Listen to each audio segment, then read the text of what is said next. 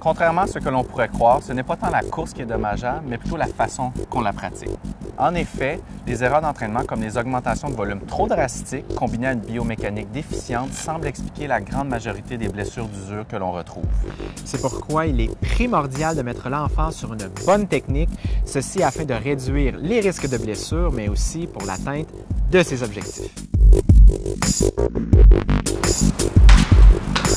Faites-vous grand.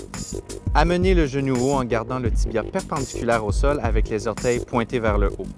Une fois après avoir atteint des angles de 90 degrés aux articulations de la hanche, du genou et de la cheville, attaquez le sol sous votre corps.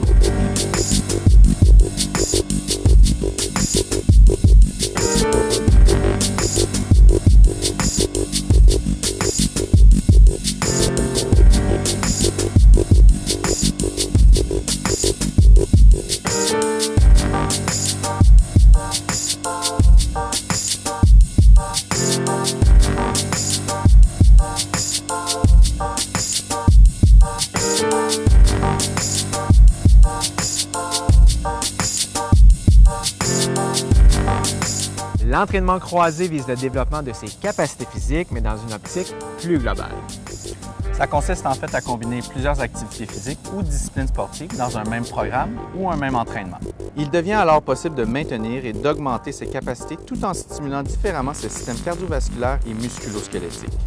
On peut également utiliser cette méthode pour diminuer au besoin les impacts répétés de la course, en combinant par exemple cette activité avec le vélo, la piscine et la musculation. Les combinaisons et les variables offrent une panoplie de choix selon les objectifs et le niveau de forme du participant. Ce procédé peut enfin servir à maintenir un niveau élevé de motivation chez le coureur en variant les types d'efforts. Les impacts ressentis sur le corps lors de la course peuvent représenter une augmentation de 4 à 6 fois le poids corporel aux articulations. Il devient alors facile de comprendre pourquoi il est primordial d'avoir une bonne planification en entraînement qui permet une adaptation progressive à l'effort. L'échauffement général consiste à augmenter la température corporelle, la fréquence cardiaque, le débit sanguin ainsi que les amplitudes de mouvement, tout en augmentant le taux de réactivité et la réponse musculaire. C'est donc en fait un type d'échauffement un peu plus global, autrement dit la période d'éveil des systèmes physiologiques, des systèmes neuromusculaires, mais aussi musculo-squelettiques. L'hydratation avant, pendant et après un entraînement est un volet à ne pas prendre à la légère. Vous pourriez par exemple prendre la mesure de votre poids avant de partir pour votre sortie, puis après, ceci afin de vérifier la perte qui devrait essentiellement être en liquide.